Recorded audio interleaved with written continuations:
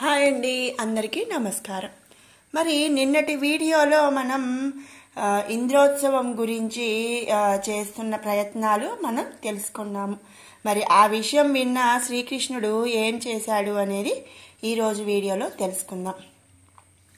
మరి నందుని మాట విని కృష్ణుడు ఇంద్రునకు కోపం వచ్చేట్టుగా ఒక మాట అన్నాడంట. అది ఏంటంటే, అయ్యా, దైవం నిర్ణయించిన ప్రకారం జీవితాలు గడుస్తాయి. కాగా వారి వారికి ధర్మశాస్త్రం నిర్ణయించినట్లు నడవాలి. మనకి గోవులను పెంచి వాటి వల్ల బ్రతకడం ప్రధానం. ఆ విధంగా ప్రకృతికి సంబంధించి పర్వతాలు మనకు దేవుడు.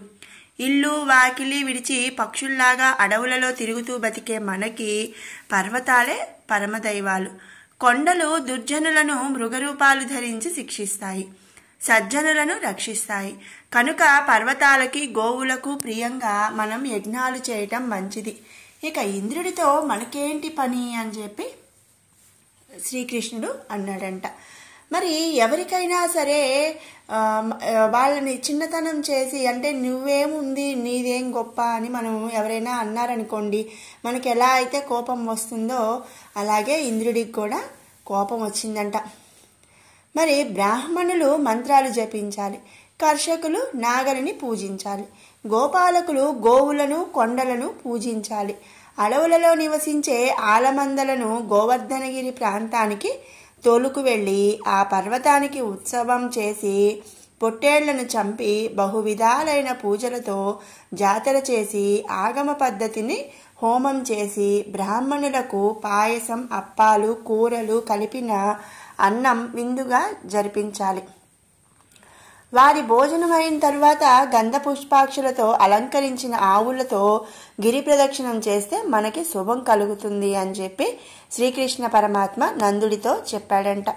అలా చెప్పగా విని నందుడు ఆనందించి గోపాలకులకు చెప్పాడు.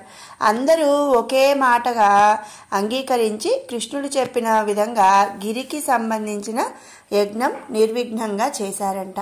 తరువాత గోవులతో వృషభాలతో కలిసి ఆటలాడుతూ పాటలు పాడుతూ చప్పట్లు చరుస్తూ గిరి ప్రదక్షిణం చేశారంట. ఇక అంతలో కృష్ణుడు కొండ శిఖరాన తన రూపం అందరికీ కనిపించేట్టు చేసి వారికి క్షేమకరంగా ఫలాలిచ్చాడంట. తరువాత అందరితో కలిసి గోకులానికి చేరుకున్నాడు. మరి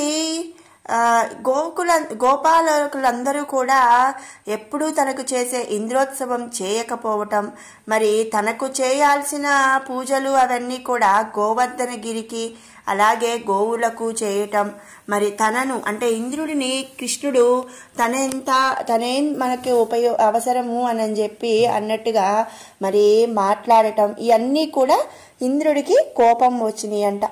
మరి నందుడు చేసిన ఈ పనికి అపరాధానికి కోపించి ప్రతిక్రియ చేయాలని సంకల్పించాడంట ఇంద్రుడు. ఇక మేఘగణంలో సంవర్తక మేఘాన్ని రప్పించి వెళ్ళి బృందావనం పక్కనున్న గోకులంలో అందరికీ అపాయకరంగా ఎడతెరిపి లేక రాళ్లవాన కురిపించు అని చెప్పి సంవర్తక మేఘాన్ని పంపించాడు. ఆ మేఘం తన గణంతో కదిలి గోకులం పైన శిలావర్షం కురియ ఆరంభించిందంట. మెరుపులు, ఉరుములు, పిడుగులు దశలా కూడా ఆక్రమించాయంట. ఇక దాటికి గోకులం అవాచ్యమైన బాధకు గురికాగా అదంతా చూసిన కృష్ణుడు నందాదులందరికీ కూడా ధైర్యం కలిగించి తనకు చేసే యజ్ఞం చేయలేదని, ఇంద్రుడు చేసిన చెడ్డ పని ఇది అని చెప్పాడు. భయపడకండి అని అందరూ అచ్చెరువందగా ముచ్చటలాడుతూ గోవర్ధనగిరిని అవలీలగా మీదికెత్తి ఒక గొడుగులాగా పట్టాడు శ్రీకృష్ణ పరమాత్మ. మరి అదే ఎడమ చేతిలో అవలీలగా అనాయాసంగా తాటాకు గొడుగులాగా ఆ కొండ ఉండగా గోపీ బాలకులు దాని కింద ఏ చీకాకు కూడా లేకుండా హాయిగా ఉన్నారంట. మరి అలా ఎన్ని రోజులంటే 7 రోజులు ఏకధారగా సంవర్తక మేఘం వడగళ్లవాన కురిపిస్తూనే ఉందంట. ఇక అందరూ కూడా మరి గోవర్ధనగిరి కింద శ్రీకృష్ణ పరమాత్మ అందరినీ హాయిగా ఉంచాడు.